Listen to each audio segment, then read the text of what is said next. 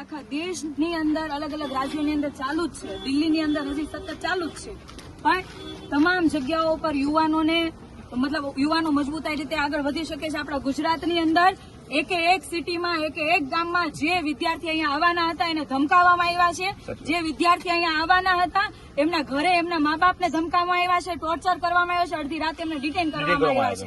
આપણે કહેવાનું છે કે ભાઈ ભાજપ વાળાએ બધી જગ્યાએ તાનાશાહી કરી લીધી, લાઠીઓ વરસાવી લીધી, ટીયર ગેસના ગોળાઓ વરસાવી લીધા, પણ આપણું ગુજરાત હંમેશા ઇતિહાસ છે આપણા ગુજરાતનો કે શાંતિપૂર્ણ આંદોલન આપણે કર્યું છે અને કહેવાય ને કે મોટા મોટા અંગ્રેજોને આપણે ઝુકાવ્યા છે. તો આ તો આપણા દેશના ગદ્દારો છે અને ગદ્દારોના રાજીનામા માંગવાની વાત છે.